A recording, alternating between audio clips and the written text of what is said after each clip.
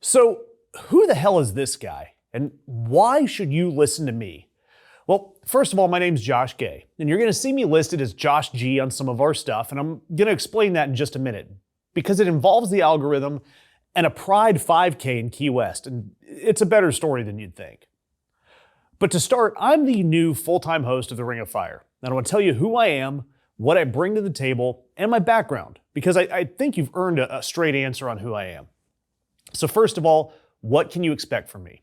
Well, look, this is the Ring of Fire. We've been holding power accountable for over 2 decades, and I'm taking the torch. Not to change what the show is, but hopefully to sharpen it. And look, in my day job, I am still working as an investigator, doing data analysis, supporting litigation against Big Pharma. And I have seen firsthand what happens when corporations write the laws, when regulators look the other way, and when working people are paying the price while executives walk. And here's what you're going to get from me that you probably won't get anywhere else. I'm not doing outrage for outrage's sake. I do outrage with evidence. I look in the documents, I get the facts, and then I give you, hopefully, the analysis that you deserve. Now, as for me, I grew up Catholic in Florida, and I was raised as what my family would call a compassionate conservative. The idea growing up was that the government should touch as lightly as possible, but it shouldn't leave people behind either. My dad, he was in the Army, and he had a line that he repeated enough that it became central to how I saw the world growing up. When you're under fire, everyone bleeds the same color blood. He meant it, and I believed that. And I thought that the path to fixing social inequality was just treating everyone exactly the same, and then letting the rest kind of sort itself out. It took me a while to understand why that framing, however well-intentioned it was, wasn't sufficient. Our country has run for so long on inequality that we have to take action to counter it. And look, I was a Republican. I worked in Republican politics in Florida. I knocked on doors, made calls, worked campaigns. I shook hands with George W. Bush and Mitt Romney. I believed in the Republican point of view. But then I started watching more closely, and I saw the gap between what the speeches promised and what the policy actually delivered. My taxes, they didn't come down meaningfully. Government didn't shrink, and the volume of open discriminatory bullcrap coming from inside the party kept getting louder. I watched Obama get elected, and I watched how a significant slice of the country responded to that. I saw the tears, the relief that this day had finally come, the hope, and the posters, all of it. But then I saw the racist memes and the conspiracies coming from what I thought were friends and family. And I thought this was no better than Alabama and Auburn fans illiterately insulting each other. And I did not want to be a part of that. I did not want to be a part of whatever that tribe was doing. So before jumping to the Democrat side, I tried on being a libertarian for a while. And look, some of those ideas, they genuinely hold up to me. I do believe that some of our government exists just to perpetuate itself. And yeah, I still think that you could cut about 20% of federal spending, surgically, with a data-driven approach, outcomes-based, without gutting anything that helps working people. But then I went to a libertarian meeting, and they spent a substantial portion of that evening talking about eliminating public funding for roads, and I'm not kidding, debating the age of consent. I left and have never looked back. But what firmly has made me a progressive was the last 9+ years doing data analysis in this litigation against Big Pharma. I've watched corporations document their own awareness of the harm that they caused people, and they kept going anyway. I've seen regulators, with the data, with the information, choose not to act. And then I've seen those same companies write legislation that the regulators enacted on their behalf. This work has built a very specific kind of anger in me. It's a targeted, stewing anger at the gap between what institutions are claiming they do and what their own documents are showing that they actually did. A few other things you should know about me. Number one, I have a daughter, and she is the primary reason that I believe I can no longer sit on the sidelines. Seeing the world through her eyes, her natural compassion, her hope, the future she deserves, makes the stakes of this work feel very, very real and very personal.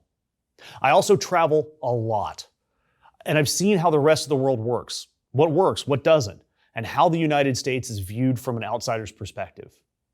I've also, by the way, on a more light note, I've spent over a decade working in minor league sports, baseball, hockey, etc. And I'm a sports fan in a way that probably qualifies as a personality trait. And if you want to smack talk me, I'll list my fandoms here. I'm Arsenal, Notre Dame, Vegas Golden Knights, Boston Red Sox. I am currently boycotting the Dallas Cowboys, though I haven't missed much. But now to the name thing. My last name is Gay, G-A-Y. And growing up in the reddest part of the red Florida, that name got weaponized pretty early. I did learn to roll with it. I tried out for our cheerleading squad in high school as a joke. 4 years later, I ended up the captain of our cheerleading squad, while also playing football, basketball, track, the whole thing. And one of the funnier things that's ever happened to me happened during COVID. Someone with the Freddie Mercury Foundation found my information online. And they thought they were hiring Josh, the gay 5K announcer, not Josh Gay, 5K announcer. And after a very long and hilariously awkward conversation, we landed on hosting the Big Gay 5K, a virtual race series. And I co-hosted this around the country with some of the nation's best drag performers. And then we eventually brought this in person to Key West during Pride Week, finishing at the Rainbow Crosswalk. Of course, it's on hold right now because of DeSantis and the political reasons all down there in South Florida. But that race happened. It was great and I'm proud of it. So the reason you see Josh G rather than Josh Gay on some of our content is the same reason that these people thought that they were getting a gay 5K announcer. It's purely based on the algorithm. The search signal on my last name creates enough confusion that YouTube or Google would penalize us if people get there and find different content than they're expecting. A good example, I'm an amateur photographer, and I've seen this happen on my own website. People search for a gay photographer. They get to my site and they see pictures of giraffes or the Blue Angels flight demonstration team, and they quickly leave. Search engines hate that. So when it comes to our YouTube stuff, I'm not hiding who I am. I'm just trying to stay within YouTube's good graces. And as for our longtime host, Farron Cousins, he built something very real here over more than, I think, 20 years.